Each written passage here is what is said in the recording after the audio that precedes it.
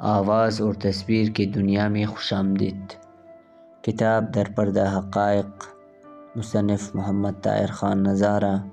مضمون: رسی جل گئی پر بل نہیں گیا۔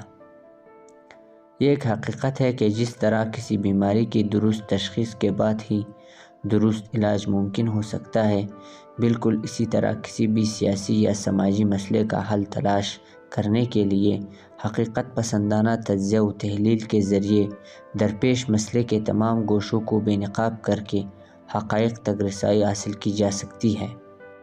اہل تشیع اور ہزارہ معاشرے کو جس نام نہاد دہشت گردی کی دیو ہیکل مسئلے کا سامنا رہا ہے، اس کی حقیقت کا پتہ چلانے کے لیے تحقیق و تفتیش کے عمل سے ہی مدد لی جانی چاہیے تھی۔ ایک طویل عرصے کے بعد ماننا پڑے گا کہ نام نہاد دہشت گردی سے وابستہ حقائق اور مقاصد کو عوام الناس کی نظروں سے پوشیدہ رکھنے کی باقاعدہ منصوبہ بندی کی گئی، اور خود ہمارے لوگ بھی اس خونی کھیل کا حصہ بنائے گئے جو نام نہاد دہشت گردی کے حوالے سے ابہام پیدا کرنے کی خدمات انجام دیتے رہے۔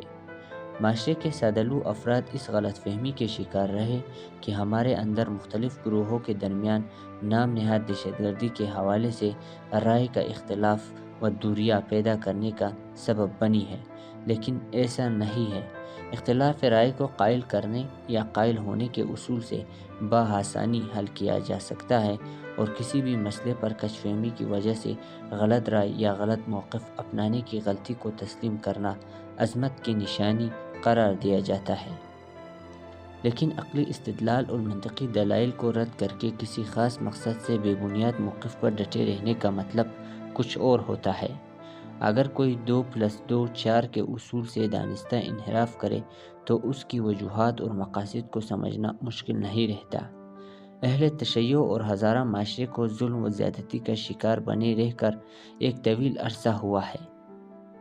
وقت، حالات اور دستیاب ناقابل تردید شواہد نے نام نہاد دہشت گردی کی حقیقت کو ہر باضمیر انسان کے سامنے پوری طرح بے نقاب کر دیا ہے، جس سے انکار اب کسی کے لیے ممکن نہیں رہا۔ ہزارہ معاشرے کے تمام گروہ، مثلاً HDP، MWM، تنظیم نسل نو ہزارہ، شیعہ کانفرنس، ہزارہ جرگہ وغیرہ، آف دی ریکارڈ سب کے سب مانتے اور کہتے ہیں کہ ہم ریاستی دہشت گردی کے شکار رہے ہیں، لیکن یہ اخبارات میں انتہا پسندی، فرقہ واریت، مذہبی دہشت گردی، پراکسی وار کہہ کر معاملے کو الجھاتے رہے ہیں۔ جب کوئی ان سے کہے کہ آپ حقائق جانتے ہوئے بھی آئے روز اخبارات میں نام نہاد دہشت گردی کی غلط تعبیریں کیوں پیش کرتے ہیں، تو ان کا جواب یہ ہوتا ہے کہ سچ کہنا زیادہ بھاری پڑ سکتا ہے، لیکن یہ عذر گناہ بدتر از گناہ کے علاوہ کچھ نہیں۔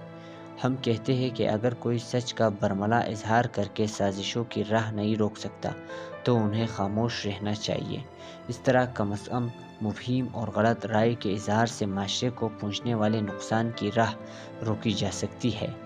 ہزارہ سیاسی کارکنان نام نہاد دہشت گردی کے ایک نکاتی ایجنڈے کو لے کر اس کے سدباب کے لیے ایک مشترک حکمت عملی اپنانے کی کوششوں میں اس امید کے ساتھ شریک ہوئی ہے کہ شاید اتنی بڑی تباہی و بربادی کے بعد غلطیوں، کمزوریوں اور غفلتوں کے احساس اور اس کے ازالے کی کوئی راہ نکالی جا سکے، لیکن یہ خیال عبث رہا۔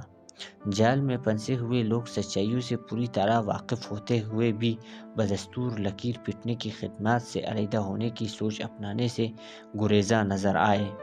عوام ہی ایک طاقت ہے جو سچ اور جھوٹ میں فیصلہ کرنے کی اہل ہے۔ اگر عام لوگ اپنے کردار کی ادائیگی کا احساس کریں تو فریب کاروں کو منظر سے ہٹایا جا سکتا ہے۔ جن سے خاموش رہا جاتا ہے خاموش رہے، جن کو عشرت کا بہت شوق ہے مدہوش رہے۔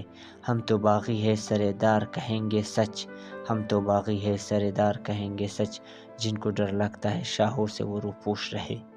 21 جون 2015۔